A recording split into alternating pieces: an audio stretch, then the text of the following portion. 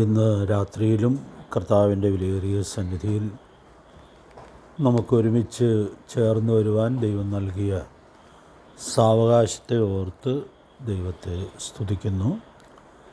നാം പ്രാർത്ഥനയിൽ ഓർത്തതുപോലെ വെളിപ്പാട് പുസ്തകം 3-ാം അധ്യായത്തിൻ്റെ 7-14 വാക്യങ്ങളിൽ സഭകളുടെ ക്രിസ്തുവായ കർത്താവ് തന്നെ വെളിപ്പെടുത്തുന്ന ചില സത്യങ്ങളാണ് നമ്മൾ കഴിഞ്ഞ ദിവസങ്ങളിൽ ധ്യാനിക്കുവാൻ ഇടയായിട്ട് തീർന്നത്. വിശുദ്ധനാണ് കർത്താവെന്ന് കർത്താവ് തന്നെ വെളിപ്പെടുത്തുന്നു എന്നുള്ളത് നമ്മൾ വിശദമായിട്ട് ഓർത്തു. നമ്മുടെ കർത്താവ് വിശുദ്ധനായിരിക്കുന്നത് പോലെ സഭാംഗങ്ങളായ നമുക്ക് വിശുദ്ധരായിട്ട് ജീവിക്കുവാൻ ഉത്തരവാദിത്വമുണ്ട് എന്നുള്ളതും നമ്മൾ കണ്ടു. രണ്ടാമത്തെ വാക്കാണ് കഴിഞ്ഞ ദിവസങ്ങളിൽ നമ്മൾ ചിന്തിക്കുവാനിടയായിട്ട് തീർന്നത്. നമ്മുടെ കർത്താവ് സത്യവാനാണ് എന്നുള്ളത് ഈ വാക്യങ്ങളിൽ ആവർത്തിക്കപ്പെടുന്നതായിട്ട് നമ്മൾ കാണുന്നുണ്ട്. അപ്പോൾ കർത്താവ് തന്നെ വെളിപ്പെടുത്തുമ്പോൾ ആ വാക്കും ഉപയോഗിക്കുന്നു എന്നുള്ളത് നാം കഴിഞ്ഞ ദിവസം ഓർക്കുകയായിരുന്നു. അതുകൊണ്ട് അവിടെ നിന്നൊരു പ്രായോഗികമായ പാഠം നമ്മൾ ചിന്തിക്കാനായിട്ട് ശ്രമിക്കുകയായിരുന്നു. സത്യവാനായ കർത്താവിൻ്റെ മക്കൾ, കർത്താവിൻ്റെ സഭയിലുള്ളവർ സത്യം സംസാരിക്കുന്നവരും സത്യത്തിൽ നടക്കുന്നവരുമായിരിക്കണം എന്നുള്ളതായ വലിയ സത്യം പ്രായോഗിക തലത്തിൽ നമ്മൾ കഴിഞ്ഞ ക്ലാസ്സിൽ ചിന്തിക്കാനിടയായിട്ട് തീർന്നു. ഒരു ഗ്രഹപാഠം ഞാൻ പറഞ്ഞായിരുന്നു, നിങ്ങൾ ഓർക്കുന്നുണ്ട് എന്ന് വിചാരിക്കുന്നു. സത്യത്തിൽ നടക്കുക എന്ന് പറഞ്ഞാൽ സത്യമായ വചനപ്രകാരം നടക്കുക എന്നുള്ളതാണ് അർത്ഥമാക്കപ്പെടുന്നത്. 2 ശമൂവേൽ 7-ാം അധ്യായത്തിൻ്റെ 28-ാമത്തെ വാക്യം നമ്മൾ ആ ബന്ധത്തിൽ കഴിഞ്ഞ ക്ലാസ്സിൽ വായിച്ചിരുന്നു. നിങ്ങളുടെ ഓർമ്മയിൽ അതുണ്ട് എന്ന് ഞാൻ കരുതുന്നു. നിൻ്റെ വചനങ്ങൾ സത്യമാകുന്നു എന്ന് ദാവീദ് വളരെ പ്രത്യേകമായൊരു സാഹചര്യത്തിൽ ഏറ്റുപറയുന്നതായിട്ട് നാം കാണുകയുണ്ടായി. ദാവീദിന് ധാരാളം വാഗ്ദത്തങ്ങൾ ദൈവം കൊടുത്തിട്ടുണ്ട്. ആ വാഗ്ദത്തങ്ങൾ സത്യമായിട്ടും നിവർത്തിക്കപ്പെടും എന്നുള്ളതായ ആ വിശ്വാസത്തെ ഭക്തനായ ദാവീദ് അവിടെ ഉറപ്പിക്കുന്നു എന്നുള്ളതാണ് നമുക്ക് ഉൾക്കൊള്ളാൻ കഴിയുന്നത്. ഗ്രഹപാഠം നോക്കിക്കൊണ്ടുവരാൻ പറഞ്ഞത് 119-ാം സങ്കീർത്തനത്തിൽ വചനം സത്യമാണ് എന്നുള്ളതായ ആ അനുഗ്രഹീതമായ സത്യം ആവർത്തിക്കപ്പെടുന്നതായി നമുക്ക് കാണുവാൻ സാധിക്കുന്നുണ്ട്. 2-3 വാക്യങ്ങൾ ഞാനൊന്ന് പറഞ്ഞു പോകാം എന്ന് കരുതുന്നു. 119-ാം സങ്കീർത്തനം 142-ാമത്തെ വാക്യത്തിൽ ഈ സത്യം വളരെ തെളിവായി എടുത്തു പറയുന്നുണ്ട്. നമുക്കങ്ങ് വായിച്ചു പോകാം. 142-ാമത്തെ വാക്യം. നിന്റെ നീതി ശാശ്വത നീതിയും നിന്റെ ന്യായപ്രമാണം സത്യവുമാകുന്നു. അപ്പോൾ അവിടെ നിന്റെ ന്യായപ്രമാണം സത്യവുമാകുന്നു എന്ന് അവിടെ സങ്കീർത്തനക്കാരൻ എടുത്ത് പറയുകയാണ്. 2 വാക്യങ്ങൾ കൂടി കുറിച്ചിട്ടാൽ മതി.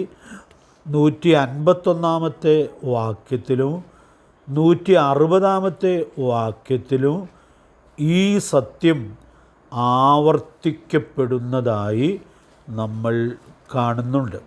അപ്പോൾ അതിൽ നിന്ന് ഞാനൊരു പ്രായോഗികമായ പാഠം ഓർപ്പിക്കുന്നത്, സത്യത്തിൽ നടക്കുക എന്ന് പറഞ്ഞാൽ എന്താ അർത്ഥം?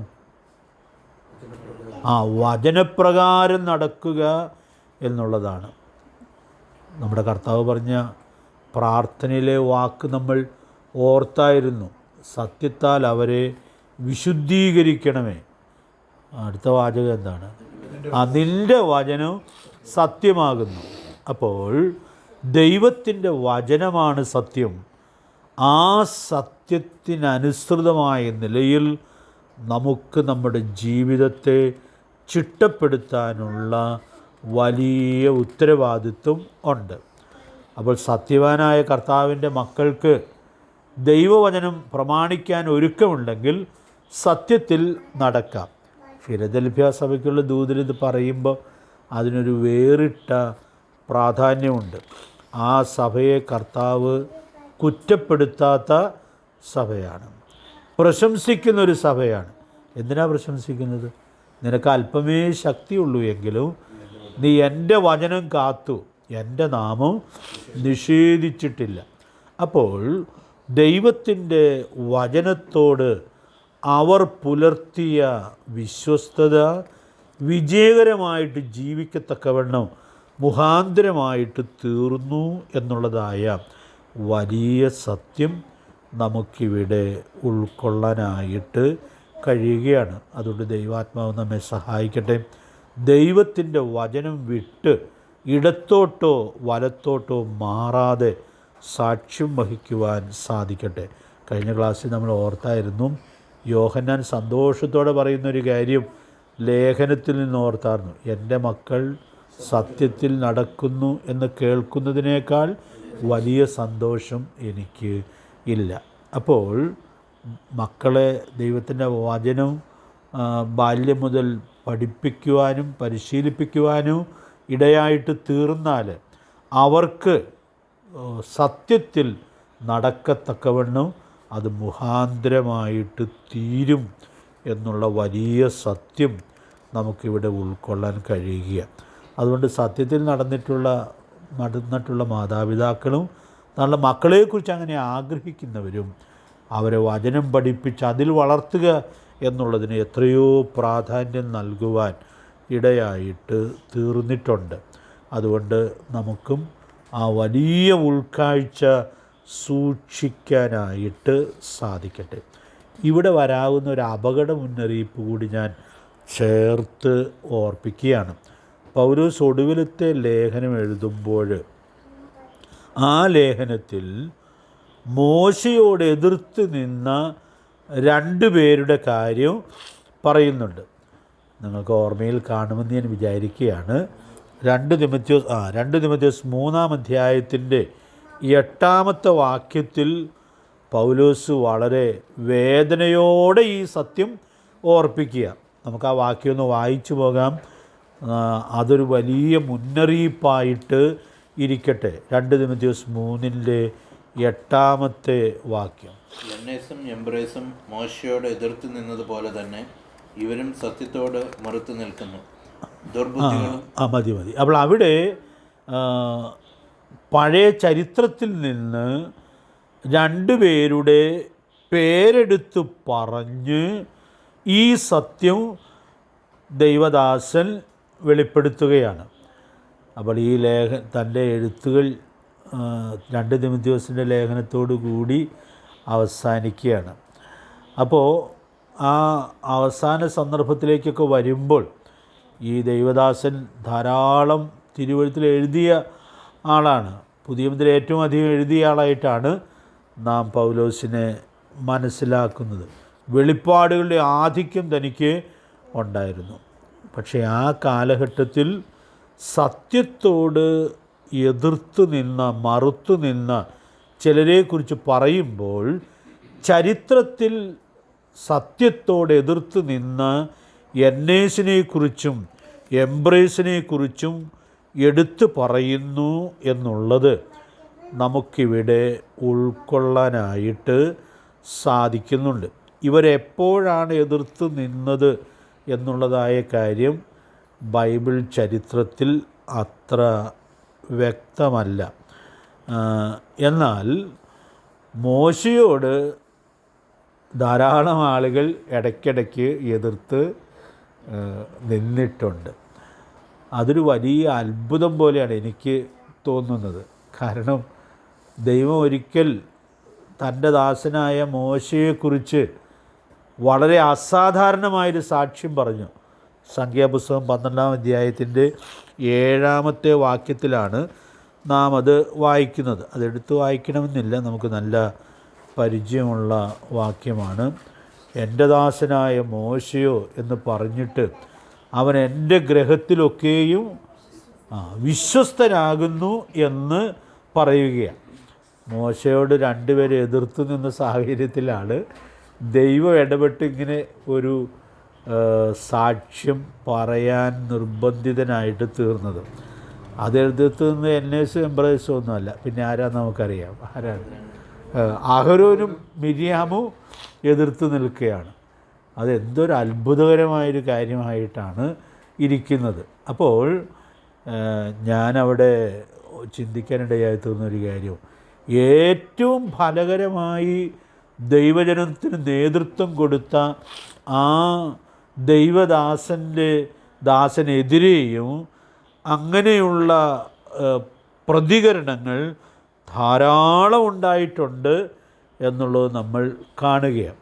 ഇവരെതിർത്തു എന്നുള്ളത് നമുക്ക് ഭയങ്കര അത്ഭുതമായിട്ടുള്ളതായൊരു കാര്യമാണ്. അപ്പോൾ അതെന്തുകൊണ്ട് അങ്ങനെ ദൈവം ക്രമീകരിച്ചു എന്നുള്ളതിന് ഒരൊറ്റ ഉത്തരമേ ഉള്ളൂ. മോശയെ കൂടുതൽ ശക്തനാക്കി തീർക്കാൻ വേണ്ടി അങ്ങനെയുള്ള സാഹചര്യങ്ങൾ ദൈവം അനുവദിച്ചു എന്നുള്ളതാണ് നമുക്ക് ഉൾക്കൊള്ളാനായിട്ട് സാധിക്കുന്നത്. നമ്മൾ സംഖ്യാപുസ്തകം 12-ാം അധ്യായത്തിലെ ആ സംഭവം ധാരാളം ഓർത്തിട്ടുണ്ട്. മോശ അവിടെ പൂർണ്ണ വിജയം പ്രാപിച്ച ആളാണ്. കാരണം വീട്ടിലങ്ങനെ സഹോദരിയും സഹോദരനുമൊക്കെ എതിർത്ത് നിൽക്കാനിടയായിട്ട് തീർന്നു, വിരോധമായി സംസാരിക്കുമൊക്കെ ചെയ്തു. എങ്കിലും ഒരു ചെറിയ പോറൽ പോലും ഏൽക്കാതെ മോശ ജയാളിയായിട്ട് തീർന്നു എന്നുള്ളത് നമുക്ക് കാണാനായിട്ട് സാധിക്കുകയാണ്. മോശ ജയാളിയായി തീർന്നെങ്കിൽ നമുക്കും ജയാളികളാവാൻ പറ്റൂലേ? നിശ്ചയമായിട്ടും സാധിക്കും. അപ്പോൾ അതുകൊണ്ട് മോശയുടെ ആ അധ്യായത്തിലെ ചരിത്രം ഒരു വിജയഗാഥയായിട്ടാണ് ഇരിക്കുന്നത്. അവിടുത്തെ മാതൃക അനുകരണീയമാണ്. അങ്ങനെ വലിയ കാര്യമൊന്നും മോശ ചെയ്തില്ല, ഒന്നും ചെയ്തില്ല എന്ന് വേണമെങ്കിൽ പറയാം. കാരണം അവരെതിർത്തൊക്കെ നിന്നപ്പോൾ നിങ്ങളെന്താ ഇങ്ങനെ സംസാരിക്കുന്നതെന്ന് പോലും ചോദിച്ചില്ല. ഒരക്ഷരവും തിരിച്ചു പറഞ്ഞതായിട്ട് നമ്മൾ കാണുന്നില്ല. അവിടെ വളരെ സൗമ്യതയോടെ മോശ പ്രതികരിച്ചു എന്നുള്ളത് നമ്മൾ കാണുന്നുണ്ട്. മോശ അങ്ങനെ പ്രതികരിച്ചപ്പോൾ ദൈവം മോശയ്ക്ക് വേണ്ടി സംസാരിച്ചു. അപ്പോൾ അതുകൊണ്ട് സൗമ്യതയോടെ പ്രതികരിക്കണമെന്നൊക്കെ മറ്റുള്ളവർക്ക് തോന്നുന്ന സാഹചര്യത്തിലും പ്രതികരിക്കാതിരിക്കാനായിട്ട് സാധിച്ചാൽ ദൈവം തക്ക സമയത്ത് കാര്യങ്ങളിൽ ഇടപെടാനിടയായിട്ട് തീരും എന്നുള്ളതായ വലിയ പാഠം നമുക്കവിടെ ഉൾക്കൊള്ളാൻ കഴിയുകയാണ്. ദൈവം ഇവരെ രണ്ടുപേരെയും വിളിച്ചു മാറ്റി നിർത്തി സംസാരിച്ചതുപോലെ മോശയ്ക്ക് ഒരിക്കലും സംസാരിക്കാനായിട്ട് സാധിക്കുകയില്ല. അപ്പോൾ നമ്മുടെ നിശബ്ദതയിൽ സ്വർഗത്തിലെ ദൈവം സംസാരിക്കേണ്ട കാര്യങ്ങൾ സംസാരിച്ചു കൊള്ളും എന്നുള്ളതായ വലിയ പാഠം നമുക്കിവിടെ ഉൾക്കൊള്ളാനായിട്ട് സാധിക്കുന്നുണ്ട്. കർത്താവ് നമ്മെ സഹായിക്കട്ടെ. മോശയോട് എതിർത്ത് നിന്ന ഈ കാര്യം സ്തേഫാനോസിൻ്റെ പ്രസംഗത്തിൽ അദ്ദേഹം എടുത്തു പറയുന്നതായി നമ്മൾ കാണുന്നുണ്ട്. നമുക്ക് ആ വാക്യങ്ങളൊന്ന് നോക്കിപ്പോകാം എന്ന് കരുതുകയാണ്. പ്രവൃത്തികളുടെ പുസ്തകം 7-ാം അധ്യായത്തിൻ്റെ 27-ാമത്തെ വാക്യം നമ്മൾ വായിക്കുമ്പോൾ മോശയോട് എതിർത്ത് നിന്ന ഒരു സാഹചര്യം അവിടെ ദൈവാത്മാവ് എടുത്തു പറയുന്നുണ്ട്. വായിച്ചാട്ടെ. എന്നാൽ കൂട്ടുകാരനോട് അന്യായം ചെയ്യുന്നവനാണ് ഒന്തിക്കളഞ്ഞ് നിന്നെ ഞങ്ങൾക്ക് അധികാരിയും ന്യായകർത്താവുമാക്കിയത് ആണ്. അവിടെ വളരെ ചിന്താർഹമായിട്ടുള്ളൊരു കാര്യമുണ്ട്. അവിടെ വളരെ സാധാരണയായ നാട്ടിലെ ഭാഷയാണ് അവിടെ ദൈവാത്മാവ് ഉപയോഗിക്കുന്നതായിട്ട് നമ്മൾ കാണുന്നത്. കൂട്ടുകാരനോട് അന്യായം ചെയ്യുന്നവൻ എന്ത് ചെയ്തു എന്നാണ് പറയുന്നത്? ഉന്തിക്കളഞ്ഞു എന്ന് പറഞ്ഞാൽ ദൈവജനത്തിന് നേതൃത്വം കൊടുക്കാനായിട്ട് മിസ്രൈമിലെ നിക്ഷേപങ്ങളെക്കാളൊക്കെ ക്രിസ്തുവിൻ്റെ നിന്ന വലിയ ധനമെന്ന് എണ്ണി തൻ്റെ ജനത്തോടുകൂടി കഷ്ടപ്പെടാനായിട്ട് ഇറങ്ങി പുറപ്പെട്ടതായ മോശ അഭിമുഖീകരിക്കേണ്ടി വന്നതായ വലിയ പ്രതിസന്ധി നമുക്കിവിടെ കാണാനായിട്ട് സാധിക്കുകയാണ്. ഇത് എൻഎസ് എംബ്രേസുമായിരിക്കാനുള്ള സാധ്യത വളരെ കുറവാണ്. എന്നാൽ അവിടെ അവരുടെ പേര് പറയുന്നില്ലെങ്കിലും ഒരു പ്രത്യേകത എടുത്തു പറയുന്നുണ്ട്. അത് വായിച്ചപ്പോൾ നിങ്ങൾ ശ്രദ്ധിച്ചോ? അവരെ ഒന്ന് പരിചയപ്പെടുത്തുന്നുണ്ട് ആ വാക്യത്തിൽ. കൂട്ടുകാരനോട് അന്യായം ചെയ്യുന്നവൻ ഉന്തിക്കളഞ്ഞു എന്നാണ് നാം വായിക്കുന്നത്. അപ്പോൾ അവിടെ ഈ നേതൃത്വത്തോട് എപ്പോഴും എതിർത്ത് നിൽക്കാൻ സാധ്യതയുള്ളത് ആരാണ്? അന്യായം ചെയ്യുന്ന ആളുകളാണ്. അന്യായം ചെയ്യുന്ന ആളുകളുടെ അന്യായത്തിന് കൂട്ടുനിന്നാൽ ഉന്തിക്കളയുകയൊന്നും ചെയ്യുകയില്ല, കൂടെ നിൽക്കും. പക്ഷേ അന്യായത്തിന് കൂട്ടു നിൽക്കാതെ വന്നാൽ അവർ എതിർത്ത് നിൽക്കാനുള്ളതായ വലിയ സാധ്യതയുണ്ട്. അതുകൊണ്ട് പ്രിയപ്പെട്ടവരെ, ഞാൻ ഇവിടെ ഓർപ്പിക്കാൻ ആഗ്രഹിക്കുന്നതായ കാര്യം, അതുകൊണ്ട് അന്യായത്തിനൊക്കെ കൂട്ടുനിന്ന് എതിർപ്പുകളൊക്കെ വരാതെ സൂക്ഷിച്ച് ജീവിക്കുക എന്നുള്ളതല്ല ദൈവം നമ്മെക്കുറിച്ച് ആഗ്രഹിക്കുന്നത്. ഞങ്ങൾ ഈ ദിവസത്തിൽ ആവർത്തന പുസ്തകം വായിക്കുമ്പോൾ ദൈവം പ്രത്യേകിച്ച് മോശ മുഖാന്തരം തൻ്റെ ജനത്തിന് കൊടുക്കുന്നൊരു പ്രബോധനമുണ്ട്. അത് 8-ാം വാക്യത്തിലാണെന്ന് എൻ്റെ ഓർമ്മ. ഈ ന്യായവിസ്താരം ചെയ്യുമ്പോൾ ന്യായമായി തന്നെ സൂക്ഷിക്കണം. അത് പ്രത്യേകിച്ച് അവർക്ക് എഴുതി കൊടുക്കുന്നതായിട്ട് നമ്മൾ കാണുന്നുണ്ട്. അപ്പോൾ അങ്ങനെ ന്യായം വിധിക്കാനൊക്കെ ചില ആളുകളെ വേറിട്ട് നിയമിച്ച കാര്യമൊക്കെ നമുക്ക് വായിക്കാനായിട്ട് സാധിക്കുന്നുണ്ട്. അപ്പോൾ അതുകൊണ്ട് ഞാനിവിടെ ഓർപ്പിക്കാൻ ആഗ്രഹിക്കുന്നതായ കാര്യം, അന്യായത്തിന് കൂട്ടു നിൽക്കാനിടയായിട്ട് തീരാതെ ന്യായത്തിനു വേണ്ടി നിൽക്കാനുള്ളതായ വലിയ ഉത്തരവാദിത്തമുണ്ട്. അതിനെന്ത് പ്രതികരണം ഉണ്ടാകും എന്നുള്ളതൊന്നും അങ്ങനെ ഭയപ്പെടാനായിട്ട് ആവശ്യമില്ല. നമ്മൾ പഠിക്കുന്ന പാഠത്തിൽ ഒട്ടും ഭയപ്പെടേണ്ട ആവശ്യമില്ല. 7 നക്ഷത്രം എവിടെയാണ് ഇരിക്കുന്നത്? കർത്താവിൻ്റെ വലങ്കരത്തിലാണ്. കർത്താവിൻ്റെ വലങ്കരത്തിൽ എല്ലാ സുരക്ഷിതത്വമുണ്ട്. കർത്താവിന് ഇഷ്ടമുള്ള കാര്യം ചെയ്താൽ ഒരു കുഴപ്പവും ഇല്ല. അതുകൊണ്ട് പ്രിയപ്പെട്ടവർ, ഇവിടെയെല്ലാം വലിയ സത്യം നമുക്ക് ഉൾക്കൊള്ളാനായിട്ട് സാധിക്കും. ഞാൻ സാന്ദർഭികമായിട്ട് ഓർപ്പിച്ചു എന്നേ ഉള്ളൂ. അടുത്തൊരു 2 വാക്യങ്ങളിൽ കൂടി തൻ്റെ പ്രസംഗത്തിൽ സ്തേഫാനോസ് മോശ നേരിട്ട പ്രതികൂലത്തെ എടുത്ത് പറയുന്നുണ്ട്. നമുക്ക് ആ വാക്യോടെ അങ്ങ് വായിച്ചു പോകാം. 7-ാം അധ്യായത്തിൻ്റെ 39-40 വാക്യങ്ങൾ. നമ്മുടെ പിതാക്കന്മാർ അവന് കീഴ്പ്പെടുവാൻ മനസ്സില്ലാതെ അവനെ തള്ളിക്കളഞ്ഞ് ഹൃദയം കൊണ്ട് മിസ്രൈമിലേക്ക് പിന്തിരിഞ്ഞു. അഹരോനോട്, ഞങ്ങൾക്ക് മുമ്പായി നടപ്പാൻ ദൈവങ്ങളെ ഉണ്ടാക്കി തരിക, ഞങ്ങളെ മിസ്രൈമിൽ നിന്ന് നടത്തിക്കൊണ്ടുവന്ന ആ മോശയ്ക്ക് എന്ത് സംഭവിച്ചു എന്ന് ഞങ്ങൾ അറിയുന്നില്ലല്ലോ എന്ന് പറഞ്ഞു. അപ്പോൾ അവിടെ ഈ സാഹചര്യത്തിൽ ജനം കൂട്ടമായിട്ട് മോശയ്ക്കെതിരെ നിൽക്കുന്നു എന്നുള്ളത് നമുക്കിവിടെ കാണാനായിട്ട് സാധിക്കുന്നുണ്ട്. അപ്പോൾ അവിടെ ആ വാക്ക്, നമ്മുടെ പിതാക്കന്മാർ അവനെ കീഴ്പ്പെടുവാൻ മനസ്സില്ലാതെ അവനെ തള്ളിക്കളഞ്ഞു. അപ്പോൾ ഈ സ്തേഫാനോസ് ഉപയോഗിക്കുന്ന ആ വാക്കുകൾ ഉന്തിക്കളഞ്ഞു, പിന്നെ ഇവിടെ തള്ളിക്കളഞ്ഞു എന്നൊക്കെ ആണ് ഉപയോഗിക്കുന്നത്. ഇതിൻ്റെ പശ്ചാത്തലം ഏകദേശം നമുക്ക് മനസ്സിലാക്കാനായിട്ട് സാധിക്കുന്നു. അടുത്ത വാക്യത്തിൽ അത് വ്യക്തമാകുന്നുണ്ട്. ഞങ്ങൾക്കൊരു ദൈവത്തെ ഉണ്ടാക്കിത്തരാനായിട്ട് ഇവർ ആവശ്യപ്പെടുകയാണ്, അഹരോനോട് ആവശ്യപ്പെടുകയാണ്. അതിൻ്റെ പശ്ചാത്തലം നമുക്ക് മനസ്സിലാക്കാൻ ഒരു പ്രയാസവുമില്ല. മോശ മലയിൽ നിന്ന് ദൈവം എഴുതി കൊടുത്ത കൽപ്പലകകളുമായിട്ട് ഇറങ്ങി വരുന്ന പശ്ചാത്തലത്തിലാണ് ഇത്രയും വലിയ മത്സരം നമുക്ക് കാണാനായിട്ട് സാധിക്കുന്നത്. ഇവിടെയാണോ എൻഎസും എംബ്രേസും മുമ്പിൽ നിന്നത് എന്നെനിക്കറിയാൻ പാടില്ല, നിങ്ങൾക്കും അറിയാൻ പാടില്ല എന്നെനിക്കറിയാം. എന്നാൽ ഇവിടെ ചിലപ്പോൾ ഇതിനവർ നേതൃത്വം കൊടുത്തോ എന്നുള്ളത് നമുക്ക് വ്യക്തമല്ല. ഏതായാലും പൗലോസ്ലീഹ എഴുതുന്നുണ്ട്, ഇവർ രണ്ടുപേരും മോശയോട് എതിർത്ത് നിന്നു. ഈ സാഹചര്യം കുറച്ചുകൂടി ആ അതിൻ്റെ ഗൗരവം വെളിപ്പെടുത്തുന്നുണ്ട്. ഇവിടെ അവർ ദൈവം എഴുതി കൊടുത്ത കൽപ്പനയുമായിട്ട് വരുമ്പോൾ മോശയോട് എതിർത്ത് നിൽക്കുന്നെങ്കിലും അവർ ശരിക്കും എതിർത്ത് നിന്നത് എന്തിനോടാണ്? ദൈവം എഴുതി കൊടുത്തതായ ആദ്യത്തെ കൽപ്പനയാണ് അവർ ലംഘിക്കുന്നത്.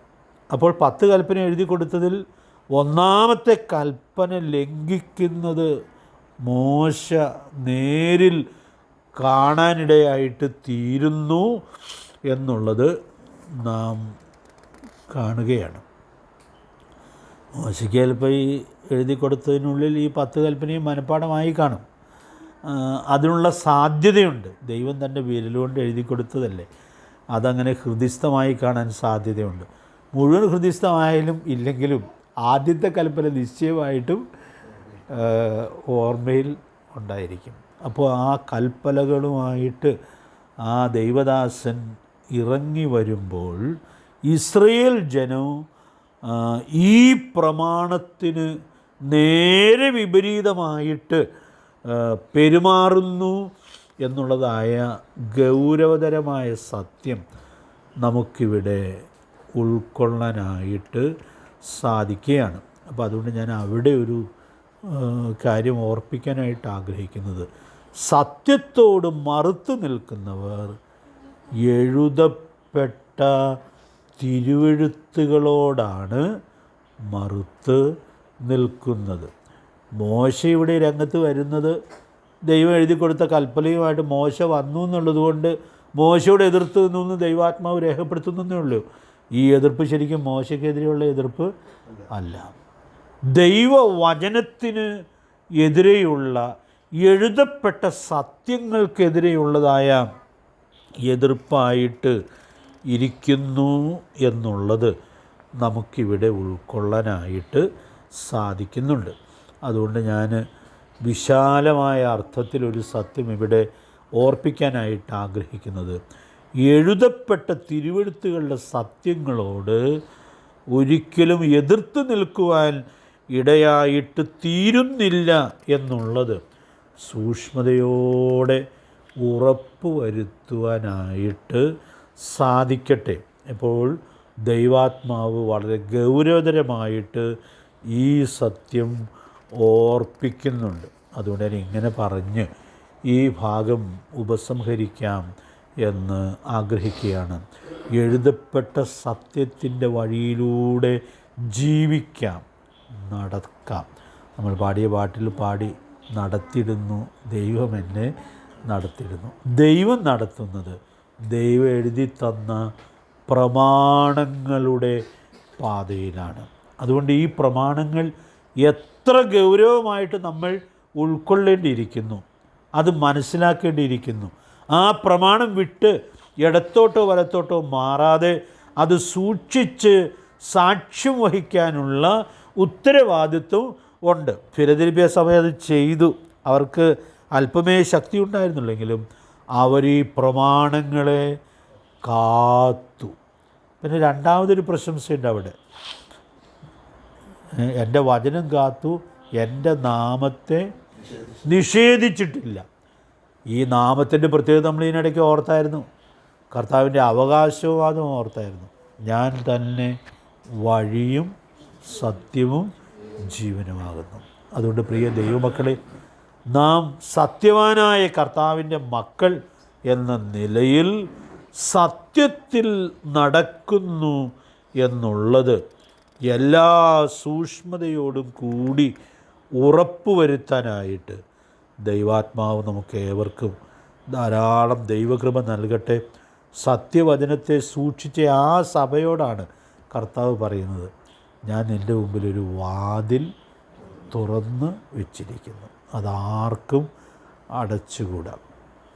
ദൈവം വാതിൽ തുറന്നു വെക്കുന്നത് സത്യത്തെ മറുത്തു നിൽക്കുന്ന ആളുകളുടെ മുമ്പിലല്ല, പിന്നെയോ സത്യത്തെ സൂക്ഷിക്കുന്ന ആളുകളുടെ മുമ്പിലാണ്. അതുകൊണ്ട് ഈ വലിയ ഉൾക്കാഴ്ച സൂക്ഷിച്ച് വരുന്ന ദിവസങ്ങളിൽ സാക്ഷ്യം വഹിക്കുവാൻ, സത്യവാനായ കർത്താവിൻ്റെ സഭാകാന്തൻ്റെ സഭാംഗങ്ങൾ എന്ന നിലയിൽ സത്യത്തിൽ നടക്കാനായിട്ട് കർത്താവ് നമ്മെ സഹായിക്കട്ടെ. ഞാൻ മൂന്നാമത്തെ വാക്കിലേക്കും കൂടി ഒന്ന് പ്രവേശിക്കാം എന്ന് ആഗ്രഹിക്കുന്നു. 3-ാം അധ്യായത്തിൻ്റെ 7-14 വാക്യങ്ങൾ നമ്മൾ വായിക്കുമ്പോൾ അവിടെ കർത്താവ് അവകാശപ്പെടുന്ന മറ്റൊരു പ്രത്യേകത 14-ാമത്തെ വാക്യത്തിൽ നമ്മൾ കാണുന്നുണ്ട്. വിശ്വസ്ത സാക്ഷിയായ സഭകളുടെ ക്രിസ്തു. അപ്പോൾ ഇതിനെ സംബന്ധിക്കുന്ന ചില വിശദാംശങ്ങൾ നമുക്ക് ചിന്തിക്കാനായിട്ടുണ്ട്. ഞാനൊന്ന് തുടങ്ങുക മാത്രം ചെയ്യാം. വിശ്വസ്ത സാക്ഷിയായ സഭകളുടെ ക്രിസ്തു. 14-ാമത്തെ വാക്യത്തിൽ നമ്മുടെ കർത്താവ് ലവോദിക്ക സഭയ്ക്കുള്ളതായ ദൂതിലാണ് ആ കാര്യം എടുത്തു പറയുന്നത്. ലവോദിക്ക സഭയ്ക്കുള്ള ദൂതിൽ ഈ സത്യം നമ്മുടെ കർത്താവ് എടുത്തു പറയുകയാണ്. നമുക്ക് ഈ വാക്യം കുറച്ച് പരിചയമുണ്ട്, നേരത്തെ നമ്മൾ ഓർത്തിട്ടുണ്ട്. വെളിപ്പാട് പുസ്തകത്തിൽ തന്നെ ഈ സത്യം 1-ാം അധ്യായത്തിൽ പറയുന്നുണ്ട്. 1-ന്റെ 5-ാം വാക്യം ഓർമ്മയിൽ കാണുമായിരിക്കാം, ഒന്ന് വായിച്ചു. അതെ. അപ്പോൾ അവിടെ കർത്താവിൻ്റെ ആ ദർശനത്തിൽ തന്നെ കർത്താവിൻ്റെ പ്രത്യേകത എടുത്തു പറയുന്നു എന്നുള്ളത് നമ്മൾ കാണുകയാണ്. അപ്പോൾ നമ്മുടെ കർത്താവ് വിശ്വസ്ത സാക്ഷിയാണ്. അതൊരു മനോഹരമായിട്ടുള്ള വെളിപ്പെടുത്തലാണ്. അപ്പോൾ അതിന് പകൽ ഞാൻ ശരിക്കും സന്തോഷത്തോടെ ആസ്വദിക്കുവാൻ ഇടയായിട്ട് തീർന്നൊരു കാര്യമാണ്. സന്തോഷത്തിലധികം ഭയത്തോടെ ആസ്വദിച്ചതായൊരു കാര്യമാണ്. ഈ വിശ്വസ്ത സാക്ഷി എന്തേ പറയൂ? ഉള്ളതേ പറയൂ, സത്യമായിട്ടുള്ളതേ പറയുകയുള്ളൂ. അപ്പോൾ ഈ ലവോദിക്ക സഭയ്ക്കുള്ള ദൂത് നമ്മൾ ശ്രദ്ധിക്കുമ്പോൾ അവിടെ നാം കാണുന്നൊരു കാര്യം, അവർക്ക് അവരെക്കുറിച്ചൊരു ധാരണ ഉണ്ട്. അത് 3-ാം അധ്യായത്തിൻ്റെ 17-ാമത്തെ വാക്യത്തിൽ കർത്താവ് തന്നെ എടുത്തു പറയുന്നുണ്ട്. ഞാൻ ധനവാൻ സമ്പന്നനായിരിക്കുന്നു, എനിക്കൊന്നിനും മുട്ടില്ല എന്ന് പറഞ്ഞുകൊണ്ട്. അപ്പോൾ ചിലരിത് പറയില്ല, ചിലർ ഉള്ളിൽ ചിന്തിക്കുകയുള്ളൂ. പക്ഷെ നമ്മുടെ കർത്താവ് ഉൾപ്പൂവുകളെയും ഹൃദയങ്ങളെയും ആരാഞ്ഞറിയുന്നവനാണെന്നുള്ളത് കൊണ്ട് ഉള്ളിൽ ചിന്തിക്കുന്ന കാര്യങ്ങളും നമ്മുടെ കർത്താവിന് അറിയാം. പിന്നെ പറയുന്ന കാര്യങ്ങൾ നമുക്കും കുറേയൊക്കെ മനസ്സിലാകും. അപ്പോൾ ഉള്ളിൽ ചിന്തിക്കുന്ന ഈ കാര്യം അവർ പറയുകയും ചെയ്യുകയാണ്. അപ്പോൾ ഞാൻ ഇന്ന് ആ വാചകം ഓർത്തു, അതിനടുത്ത ക്ലാസ്സിൽ വിശദീകരിക്കാം. ഞാൻ ധനവാൻ സമ്പന്നനായിരിക്കുന്നു, എനിക്കൊന്നിനും മുട്ടില്ല. ഈ 3 പ്രയോഗങ്ങൾ ഒരൊറ്റ കാര്യത്തെക്കുറിച്ചാണ് പറയുന്നത്. എന്താ? എല്ലാം സമ്പത്തിൽ കേന്ദ്രീകരിക്കപ്പെടുന്ന പ്രയോഗങ്ങളാണ്. നമ്മുടെ കർത്താവിൻ്റെ വീണ്ടും വരവ് അടുത്ത് വരുമ്പോൾ നോഹയുടെ കാലം പോലെയും ലോത്തിൻ്റെ കാലം പോലെയും ആകുന്നു ലൂക്കോസ് 17 കർത്താവ് പറയുന്നുണ്ട്. അപ്പോൾ അവർ ചെയ്ത കാര്യം വിറ്റും നട്ടും തിന്നും കുടിച്ചും പോന്നു ലോത്തിൻ്റെ കാലത്ത്. ഇതെല്ലാം ഭൗതിക കാര്യങ്ങളാണ്. ഭൗതികതയുടെ അതിപ്രസരം എന്നുള്ളത് കർത്താവിൻ്റെ വീണ്ടും വരവിൻ്റെ വളരെ പ്രധാനപ്പെട്ടതായ ലക്ഷണമാണ്. ഈ കാലത്തുമൊക്കെ ഭൗതികമായ മാത്രം ലക്ഷ്യത്തിൽ എത്രയോ ആത്മീക കാര്യങ്ങളെക്കുറിച്ച് ചിന്തിക്കുന്ന പോലും ഇല്ലാത്തതായ ഒരു വല്ലാത്ത അപകടകരമായ സ്ഥിതി നമുക്ക് ഈ തലമുറയിൽ കാണാനായിട്ട് സാധിക്കുന്നുണ്ട്. വിശ്വാസഗോളവും അതിലേക്ക് വശീകരിക്കപ്പെടുന്നതിനുള്ളതായ വലിയ സാധ്യതയുണ്ട്.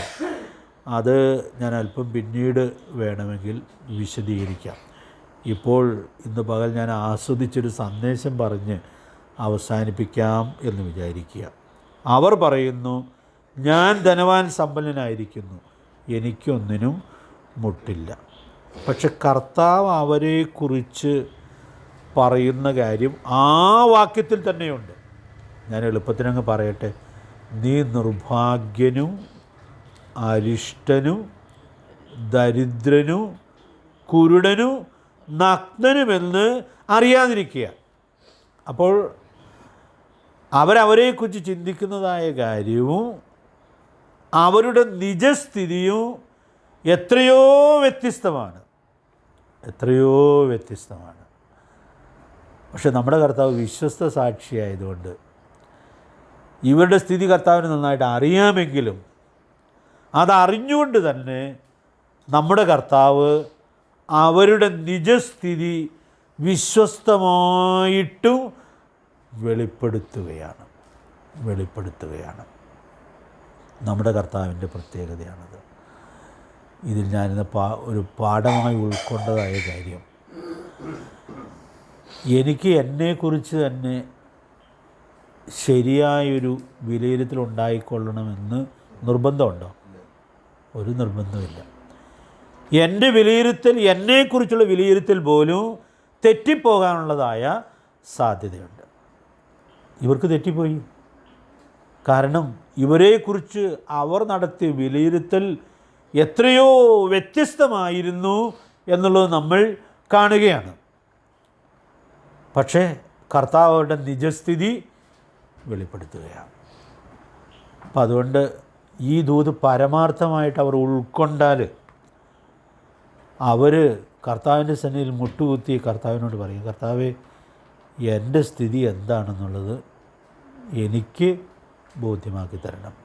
ഈ സഭ പ്രത്യേകിച്ചത് പ്രാർത്ഥിക്കാതെ തന്നെ കർത്താവ് അത് വെളിപ്പെടുത്തി കൊടുക്കാനിടയായിട്ട് തീർന്നു.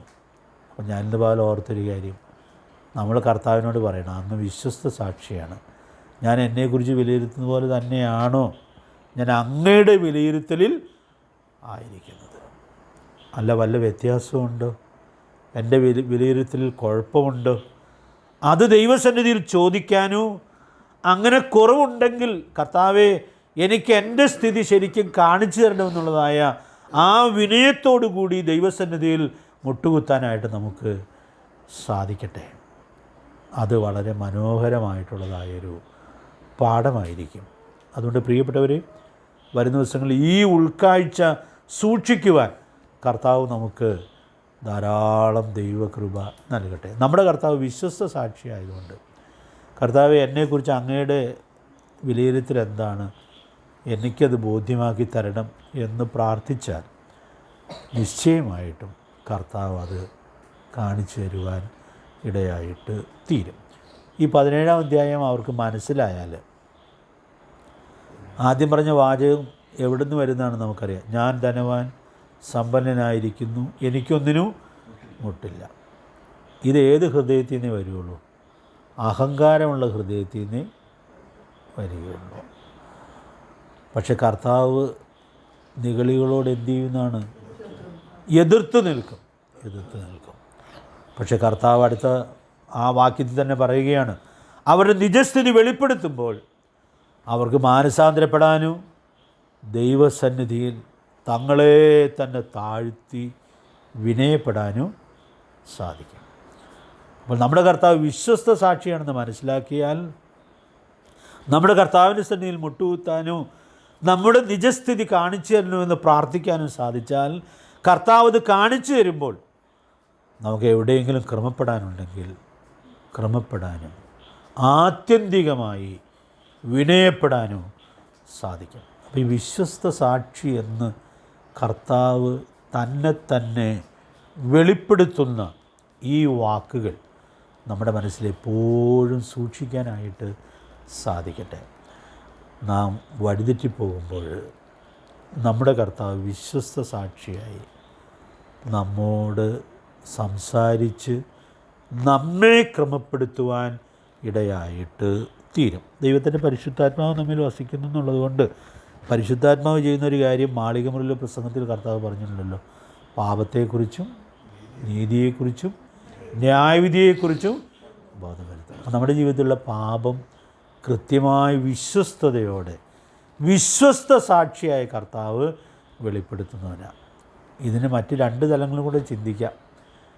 നമ്മുടെ കുടുംബത്തെക്കുറിച്ചുള്ളതായ നിജസ്ഥിതി കർത്താവ് പ്രാർത്ഥിച്ചാൽ കാണിച്ചു തരും. നമ്മൾ ഉൾപ്പെട്ട് നിൽക്കുന്ന സഭയെക്കുറിച്ചുള്ള നിജസ്ഥിതി ദൈവസന്നിധിയിൽ വിനയപ്പെട്ട് പ്രാർത്ഥിച്ചാൽ നിശ്ചയമായിട്ടും കർത്താവ് കാണിച്ചു തരും. അതുകൊണ്ട് വ്യക്തിപരമായി, കുടുംബമായി, സഭയായി കർത്താവിന് ഏറ്റവും തൃപ്തികരമായ നില സൂക്ഷിച്ച് ജീവിക്കത്തക്കവണ്ണം നമ്മുടെ കർത്താവിനെക്കുറിച്ചുള്ള ഈ വെളിപ്പെടുത്തൽ നമ്മെ സഹായിക്കണം. നമ്മുടെ കർത്താവ് വിശ്വസ്ത സാക്ഷിയാണ്.